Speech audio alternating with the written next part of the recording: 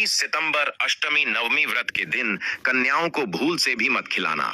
ये 5 चीज, अन्यथा माँ नव दुर्गा आपसे हो जाएगी, क्रोधित घर में आएगी, कंगाली और गरीबी घर पूरा कंगाल होने की करार पर आ जाएगा। जय माता रानी। भक्तों, शारदीय नवरात्रि हिंदू धर्म के सभी त्योहारों में से एक प्रमुख त्योहार है और हिंदू पंचांग के अनुसार शारदीय नवरात्रि के पर्व का विशेष महत्व होता है। भक्तों, इन 9 रातों में माता रानी के 9 स्वरूप शैलपुत्री, ब्रह्मचारिणी, चंद्रघंटा, माम कुष्मांडा, स्कंद, माता कात्यायनी, कालरात्रि, महागौरी और सिद्धदात्री की विशेष पूजा श्रद्धा से की जाती है। भक्तों, आज हम इस वीडियो में बात करेंगे कि अष्टमी नवमी व्रत में कन्याओं को वह कौन सी 5 चीज हैं जो भूल कर भी नहीं खिलाना है और कौन सी चीज जरूर ही खिलाना है। इसी के साथ जानेंगे कि वह कौन से कार्य हैं जो हमें अष्टमी नवमी व्रत में कन्या पूजन के दौरान करने हैं और कौन से कार्य नहीं करने हैं। सब कुछ जानेंगे। इस माता रानी की छोटी सी प्यारी वीडियो में भक्तों, हमारे हिंदू पंचांग में माना गया है कि इन 9 दिनों में मां दुर्गा से जुड़ी सभी शक्तियां जागृत हो जाती हैं। अष्टमी और नवमी के दिन कन्या पूजन का विशेष महत्व है, क्योंकि यह माना जाता है कि मां दुर्गा स्वयं कन्याओं के रूप में प्रकट होती हैं और उन्हें भोजन कराकर तथा उपहार देकर हम सीधे देवी की पूजा करते हैं।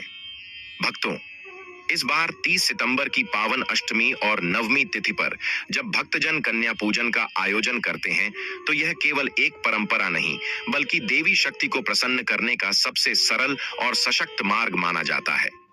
किंतु शास्त्रों में यह भी स्पष्ट चेतावनी दी गई है कि इस दिन यदि कन्याओं को खिलाने में थोड़ी सी भी लापरवाही या अनुचित वस्तुओं का उपयोग कर दिया जाए तो मां दुर्गा अप्रसन्न हो जाती हैं। इसके परिणाम स्वरूप मनुष्य का सौभाग्य उससे रूठ जाता है, जीवन में बनी बनाई परिस्थितियां बिगड़ जाती हैं, गंगा लिया कार्य अधूरे रह जाते हैं और व्यक्ति को बार बार असफलताओं का सामना करना पड़ता है। इसलिए कन्या पूजन करते समय पूर्ण सतर्कता और श्रद्धा आवश्यक है, ताकि माता रानी की कृपा बनी रहे और जीवन में सुख, शांति और समृद्धि का वास हो। इसलिए इन दिनों में मां दुर्गा की संपूर्ण विधि विधान से पूजा करने से आपकी सभी मनोकामनाएं पूर्ण होती हैं। भक्तों, सच्चे हृदय से कमेंट बॉक्स में लिखें, जय माता दी। माता रानी आपके सभी कष्टों को समाप्त करें, आपकी झोली खुशियों से सदैव भरी रहे। भक्तों, नवरात्रि का महापर्व 9 देवी अर्थात 9 कन्याओं को समर्पित है।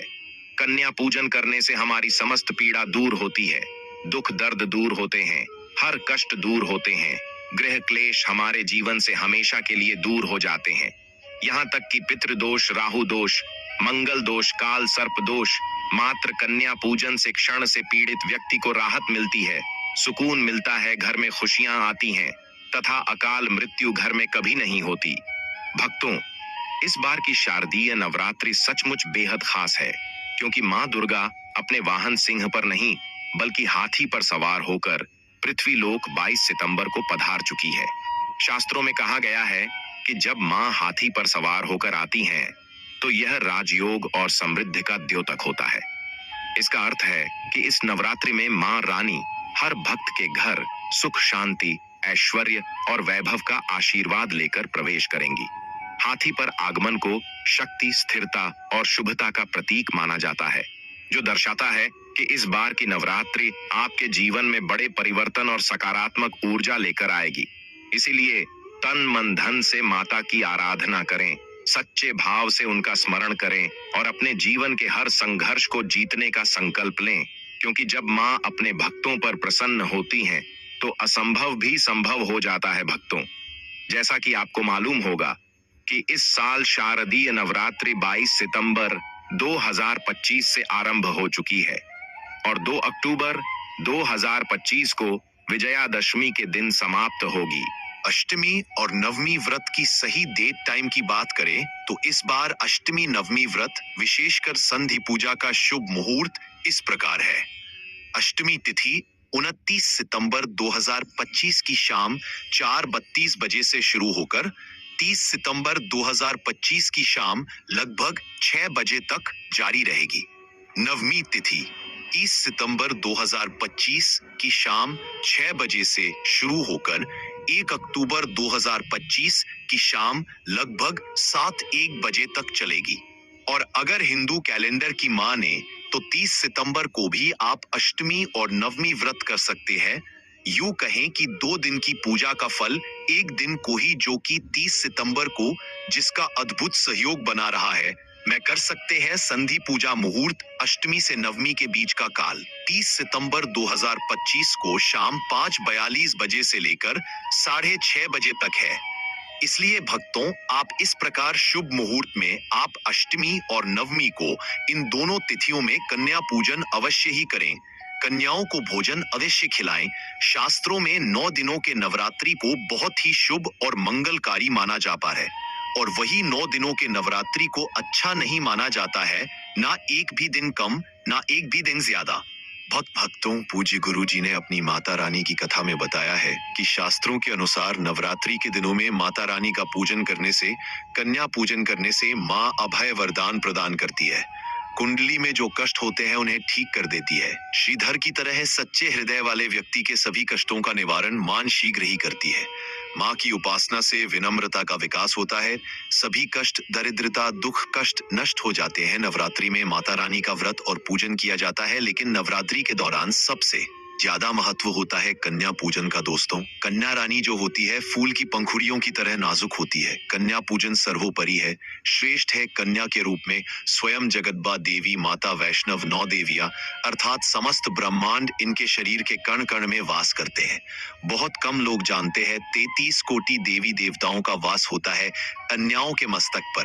कन्या चाहे छोटी हो चाहे बड़ी हो, वह सदैव पूजनीय है, माँ के समान मानी जाती है। भक्तों, माना जाता है माता के अष्टमी और नवमी व्रत और उपासना से माता रानी इतना प्रसन्न नहीं होती है जितना कि कन्या पूजन से होती है। नवरात्रि में छोटी छोटी कन्याओं को माता रानी का स्वरूप माना जाता है। कन्याओं को भोग लगाया जाता है, उन्हें प्रसन्न किया जाता है और बदले में आशीर्वाद मांगा जाता है।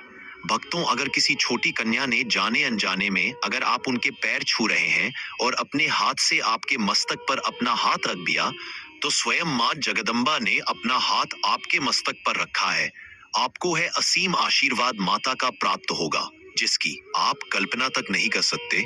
इसलिए इस दिन हर प्रति महिलाओं को, कन्याओं को खुश करने के लिए गिफ्ट आदि उपहार वगैरह दिए जाते हैं। माना जाता है अगर कन्याओं को कोई भेंट दी जाए और वह उसे खुशी खुशी स्वीकार कर ले, तो इसका मतलब है माता रानी अर्थात माता वैष्णव ने वह भेंट स्वीकार कर ली। जिन पर कन्याएं प्रसन्न होती है तो समझो उन्हें माता रानी का आशीर्वाद मिल गया और माता रानी की कृपा से उन्हें मुंह मांगा वरदान प्राप्त होता है। दोस्तों, बहुत जरूरी जी ने कहा है कि शारदीय नवरात्रि के दिनों में, खासकर अष्टमी नवमी के दिन, कन्या पूजन कोई मामूली पूजन नहीं होता। समस्त ब्रह्मांड में जो पूजा होती है उनसे बढ़कर कन्या पूजन को माना जाता है। 100 बार गंगा स्नान करने से और 1000 बार यज्ञ करने से तथा 7 वर्ष पूजा पाठ करने से जो फल मिलता है, वह मात्र एक बार कन्या पूजन करने से करोड़ों गुना भक्त को मिल जाता है, प्राप्त हो जाता है। और इस दिन कन्याओं को उपहार देने की परंपरा है, जिस कन्या खुशी खुशी उसे स्वीकार कर लेती है। इस उपहार को देने से 1000 गोदान करने के बराबर पुण्य फल प्राप्त होता, जितना कन्याओं को एक उपहार देने से मिलता है। तो आप सोच ही सकते हैं कि कन्या पूजन नवरात्रि के दिनों में कितना शक्तिशाली पूजन है। भक्तों, इसीलिए कहा जाता है कि कन्याओं को कभी भी सताना नहीं चाहिए, इससे समस्त ब्रह्मांड हिल जाता है। पहले आ जाती है मां नवदुर्गा के रौद्र रूप का सामना करना पड़ता है। इसीलिए कन्याओं की जितनी सेवा की जाए कम ही होती है। कन्याएं कोई मामूली नहीं होती। कन्या के रूप में स्वयं उनके मस्तक पर विराजमान होकर स्वयं नवदुर्गा चलकर आपके घर तक आती है। नवरात्रि में 2 साल से लेकर 10 साल तक की कन्या का पूजन होना चाहिए। अष्टमी अथवा नवमी को कन्याओं के पैर धोकर भोजन कराना, उपहार आदि देना श्रेष्ठ माना जाता है, दुर्लभ माना जाता है। ऐसा मौका कभी हाथों से नहीं जाने देना चाहिए। इस दिन जितना ज्यादा हो सके कन्याओं को हाथ पकड़कर, पैर पकड़कर अपने घर तक लेकर आइए। उतना ही आप माता रानी के आशीर्वाद से, उनके माँ दुर्गा के आशीर्वाद को घर में लेकर आ रहे हैं। स्वयं माँ जगत जननी नव दुर्गा को अपने घर में ला रहे हैं। अष्टमी और नवमी के दिन कन्या पूजन का विशेष महत्व है, क्योंकि शास्त्रों में कन्याओं को स्वयं माँ दुर्गा का साक्षात स्वरूप माना गया है। परंपरा अनुसार इस दिन कम से कम 2 और अधिकतम 9 कन्याओं को आमंत्रित कर पूजन किया जाता है। साथ ही एक छोटे बालक को भी भैरव स्वरूप मानकर उनके साथ बैठाया जाता है। भक्तों, वीडियो में आगे बढ़ने से पहले आप अपनी राशि भी कमेंट बॉक्स में जरूर डाल दीजिएगा। यदि हमारे पास कोई उपाय होगा तो वो हम आपके कमेंट का रिप्लाई में बता देंगे। कोई भी राशि के अनुसार अगर उपाय करता है तो माँ नव दुर्गा बड़ी प्रसन्न होती है और ऐश्वर्य धन प्रदान करती है। अपने आशीर्वाद से व्यक्ति को मालामाल बना देती है। इसीलिए राशि कमेंट में जरूर डालें और हाँ, माता को एक लायक जरूर करें। चलिए भक्तों, जान लेते हैं कि हमें अष्टमी नवमी व्रत के दिन कन्या पूजन कैसे करना है, क्या नियम है, किस प्रकार से करना है और वो कौन सी बातें हैं जिनका विशेष ध्यान रखना है। तो सब कुछ जानते हैं, तो चलिए जान लेते हैं। सबसे पहले कन्याओं का स्वागत। कन्या जब आपके घर आए तब सभी के पैरों को दूध और पानी से उनके पैरों को धुला चाहिए। खासकर मर्दों को कन्याओं के पैर आवश्यक धोने चाहिए। इससे मैया वैष्णव प्रसन्न होती है। दोस्तों, फिर उसके बाद कन्याओं को किसी साफ जगह पर जमीन पर कपड़ा बिछाकर बैठाना चाहिए। उनके माथे पर अक्षत फूल और कुमकुम लगाना चाहिए। फिर उसके बाद भोजन ग्रहण करवाना चाहिए, लेकिन हमेशा याद रहे, कन्याओं को थाली में 3 पूरियां कभी ना रखें। इसे शुभ नहीं माना जाता है, अशुभ माना जाता है। 3 पूरियां तथा 3 रोटियां मरने वाले व्यक्ति के लिए निकाली जाती है और जेल में कैदियों के लिए जाती है। ऐसे में कन्याओं को उनकी थाली में 3 पूरी कभी ना दे। 1-2 करके पूरियां दे सकते हैं। इससे 3 संख्या पट जाती है और दोष भी नहीं लगता। दोस्तों, कन्याओं को खाना खिलाने के बाद अंतिम में कन्याओं के सर पर लाल चुनरी उड़ाना चाहिए और भोजन में आपको खीर, पूरी, हलवा, चना तथा आलू की सब्जी, छोले वगैरह की सब्जी खिलानी चाहिए। पनीर आदि भी खिलाया जा सकता है। वैसे माता रानी का प्रिय भोजन खीर, हलवा, पूरी और छोले अत्यधिक प्रिय है। लेकिन अगर आप इनमें से कोई चीज नहीं मिला सकते हैं तो कुछ मीठा आप कन्याओं को जरूर खिलाएं। मीठे में आपको दही जलेबी सबसे उत्तम रहेगा, लेकिन भूल से भी लहसुन और प्याज का इस्तेमाल कभी ना करें, अन्यथा अनर्थ हो जाएगा।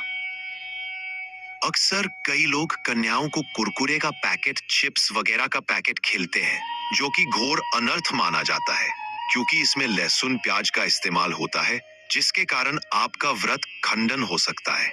माँ दुर्गा क्रोधित हो सकती है। जहां आपने 9 दिनों तक लहसुन प्याज का परहेज किया, लेकिन आपकी एक गलती पूरे व्रत को खंडित, अपवित्र कर सकती है। इसलिए ऐसा कोई भी काम नहीं करना चाहिए जिससे कि माता रानी रूठ हो जाए और कन्याओं को भी अशुद्ध होना पड़े। कन्याओं को डब्बा बंद कोई भी ऐसी चीज ना खिलाएं जिसमें लहसुन प्याज होता है। कई चीजें ऐसी होती हैं मार्केट में जिसके अंदर लहसुन प्याज का इस्तेमाल होता है। ऐसा आप कभी मत करना। दोस्तों, कई लोग कन्या पूजन में खाना घर पर नहीं बनाते और मार्केट से रेडीमेड लाकर ही खिलाते हैं तथा दही जलेबी खिलाते हैं, जो कि शुभ नहीं माना जाता है। दोस्तों, ऐसा खाना खिलाते हैं जिनके घर में मान लीजिए कोई दुर्घटना आदि हो गई है या घर में कोई बीमार है या कोई मुसीबत है, तब वह ऐसा करते हैं। लेकिन अगर आप स्वस्थ हैं, आपको कोई पीड़ा नहीं है, तो ऐसा भूलकर भी नहीं करना चाहिए। माता रानी दही जलेबी नहीं, आपके हाथों का बना भोजन खाना चाहती है, आपका प्यार चाहती है। फिर चाहे आप घर में एक ही पूरी क्यों ना बनाए, माता के लिए आप स्वयं ही अपने हाथों से माता रानी को भोजन खिलाएं। देखिए, भले ही आप दही जलेबी खिला सकते हैं, परंतु माता को घर का बना हुआ शुद्ध भोजन ही अति प्रिय है। खासकर शारदीय नवरात्रों के दौरान घर में पक्का खाना अवश्य बनाना चाहिए। माता रानी बहुत प्रसन्न होती है।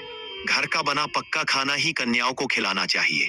हमेशा याद रखें, कन्याओं को प्लास्टिक के बने धोने में खाना नहीं खिलाना चाहिए। ऐसे बर्तन पूजा पाठ के लिए शुभ नहीं, अशुभ होते हैं, क्योंकि प्लास्टिक के ज्यादातर बर्तन जो होते जानवरों की हड्डियों द्वारा बनाए जाते हैं। इसीलिए ऐसा पाप मत करना। कन्याओं को हमेशा स्टील के बर्तन या पत्तों से बने बर्तनों में ही भोजन कराना चाहिए। बहुत ही शुभ माना गया है। अगर पेड़ के पत्ते में भोजन कराते हैं तो माता अभय वरदान प्रदान करती है। दोस्तों, एक और बात हम आपको बताने वाले हैं कि यदि नवरात्रों के समाप्त होने के बाद यदि बीच में कन्या पूजन में शुक्रवार का दिन पर किया जाए भी खट्टी चीज नहीं खिलाना चाहिए, क्योंकि शुक्रवार का दिन माता संतोषी को समर्पित होता है और माता संतोषी नवरात्रों के दिनों में सक्रिय अवस्था में होती है, यानी वह भी 9 देवियों के साथ में आपके घर में आती है। इसीलिए कन्याओं को भूलकर भी शुक्रवार का दिन खट्टी चीज घर में नहीं बनाना चाहिए और कन्याओं को भी खट्टी चीज नहीं खिलाना चाहिए। घोर पाप लगेगा, आपका किया कराया सब बर्बाद हो सकता है। 9 दिन का व्रत एक दिन में ही टूट जाएगा, वह बस आपकी एक गलती के कारण, क्योंकि खट्टी चीजों से मां नवदुर्गा रूठ हो सकती है, आपको श्राप दे सकती है। इसीलिए नादान ना बने दोस्तों। भोजन कराने के बाद कन्याओं की थाली में एक लौंग जरूर रखना चाहिए, क्योंकि लौंग देवी शक्ति तथा दुर्गा माँ को बहुत प्रिय है। लौंग माता शक्ति का प्रतीक होती है। लौंग में नवदुर्गा का वास होता है। इन 9 दिनों में माता रानी को लौंग का भोग लगाया जाता है, तो खाना खाने के बाद कन्याओं को लौंग अवश्य अर्पित करें। माता रानी को अमृत से बढ़कर लौंग प्रिय है, इसीलिए कन्याओं को थाली में चुपचाप एक लौंग जरूर रख दे। नथिंग स्पेशल, आपका भाग्य चमक जाएगा। माता लक्ष्मी आपके जीवन में धन की कोई भी कमी नहीं होने देंगी। भक्तों, आपको बता दें, कन्याओं को उपहार में क्या दें। कन्याओं को खुश करने के लिए उनकी थाली में दक्षिणा डालें, ताकि आपके घर में संपन्नता बनी रहे तथा धन की कोई भी कमी ना हो। कन्या जब आपके घर से खुशी खुशी धन लेकर जाती है, तो वह भी आपको खुशी खुशी कई गुना आपको धन प्रदान करती है। इस समय कंजूसी मत करना, खुशी खुशी कन्याओं को धन अवश्य देना। कन्याओं को कोई सुंदर गिफ्ट दे सकते हैं। शास्त्रों में बताया जाता है कि कन्या जितना खुश होती है, माता रानी उतना ही जल्द फल की प्राप्ति प्रदान करती है। ऐसे में आप कन्याओं को चॉकलेट बॉक्स दे सकते हैं तथा खूबसूरत कपड़े दे सकते हैं। याद रहे, काले कपड़े ना दें और स्टील के बर्तन भी गिफ्ट के तौर पर दे सकते हैं। याद रहे कि कन्याओं को लोहे का कोई भी सामान नहीं देना, नहीं तो राहु केतु का प्रभाव आपके जीवन में प्रवेश कर जाएगा। राहु काल तथा राहु दोष आपको लग जाएगा, आप बर्बाद भी हो सकते हैं। दोस्तों, जब कन्या अपने घर के लिए प्रस्थान करें तो उनके चरण जरूर छू लें और अपने मन में अपनी प्रार्थना को पूरा करें। सच्चे दिल से मांगी मुराद माता रानी अवश्य ही पूरी करती है। सच्चे दिल का मतलब होता है मन में कोई भी लालच ना हो, और अगर वह लालच माता को पाने के लिए बन जाए तो उसे बोलते हैं सच्ची श्रद्धा और सच्ची भक्ति। ऐसी भक्ति के आगे स्वयं 33 कोटि देवी देवता आपको नमस्कार करते हैं। नवरात्रि में अगरबत्ती आप जलाते हैं, या फिर आप गोबर के कंडे जलाते हैं, या फिर आप माता रानी के लिए जो भी चीजों को जलाते हैं तो भक्तों, भस्म का क्या करना चाहिए? जलाने के बाद जो अंतिम चीज होती है वहां चीज भस्म होती है। भस्म का क्या करना चाहिए? तो भक्तों, हम आपको बता देते हैं कि इस भस्म को पूरे साल के लिए, 1 साल के लिए इस प्रकार की भस्म को बटोर करके रखना चाहिए।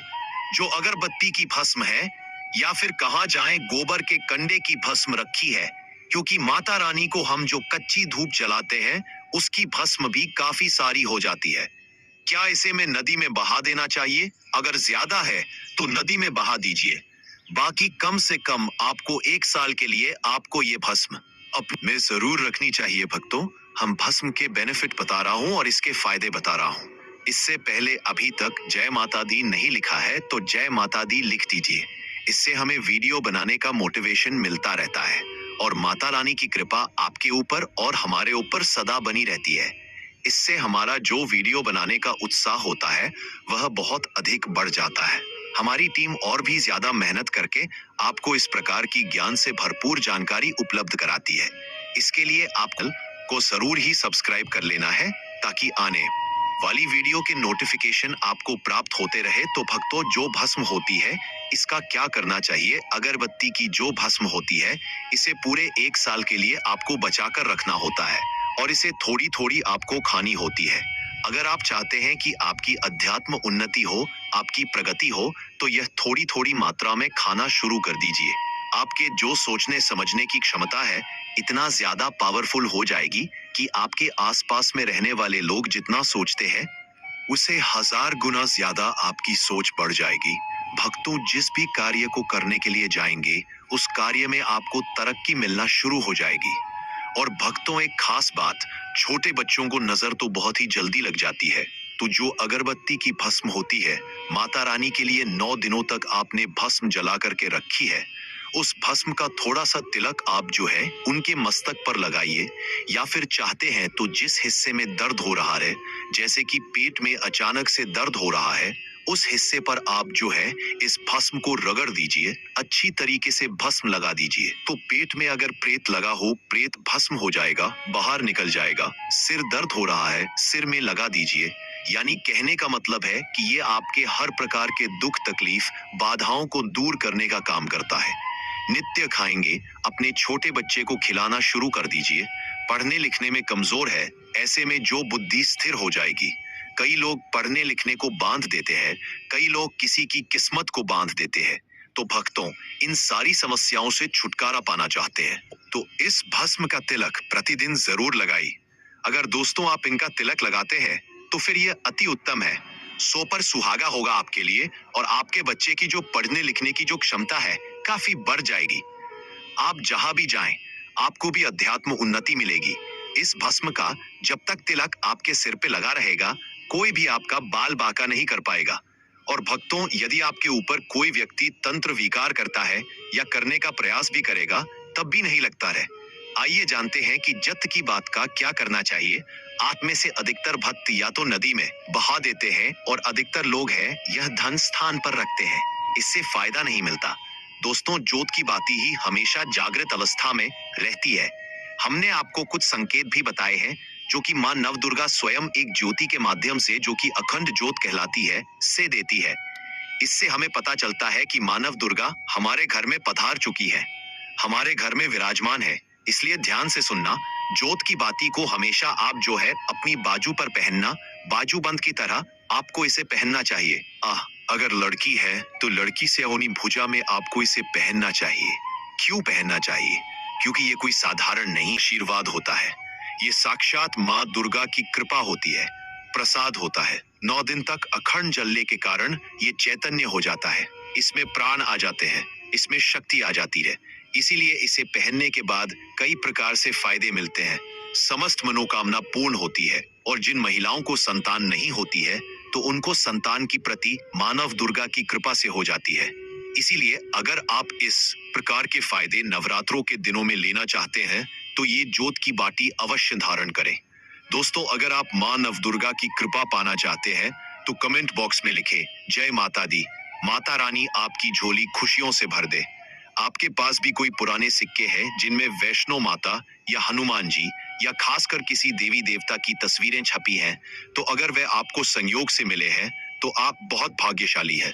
अगर आपके पास ऐसे सिक्के हैं तो बिल्कुल दोस्तों निव्याम, आप अपनी किस्मत जगा सकते हैं। आप अपनी बुरी किस्मत को अच्छे भाग्य में बदल सकते हैं। अगर आपको भाग्यशाली सिक्के मिले हैं तो उन्हें अपने पास रखें। सिक्का जितना पुराना होगा उतनी ही उसमें शक्ति होगी। सिक्कों की मदद से आप घर की नकारात्मक ऊर्जा को दूर कर सकते हैं। अगर घर के किसी सदस्य पर नकारात्मक ऊर्जा का प्रभाव है जिसके कारण घर में लगातार गरीबी है, तो इन सिक्कों की मदद से आप धन प्राप्त कर सकते हैं। आप जल्द से जल्द अमीर बन सकते हैं। मैं आपको इन सिक्कों के बारे में पूरी जानकारी बताऊंगा। उससे पहले अगर आप चाहते हैं कि आपको हमेशा इस प्रकार की जानकारी मिलती रहे तो आप हमारे चैनल से जुड़ सकते हैं। निशुल्क सेवा के लिए हमारे चैनल का एक ही उद्देश्य है, सभी का भला होना चाहिए, सभी को लाभ होना चाहिए।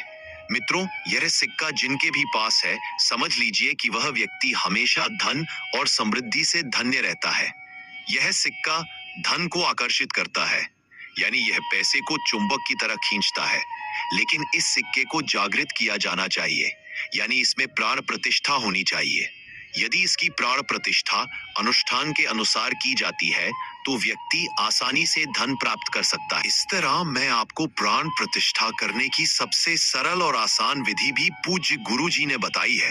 तो दोस्तों, धन सुख और संपत्ति की प्राप्ति के लिए सिक्का को इस तरह से सिद्ध करना होगा।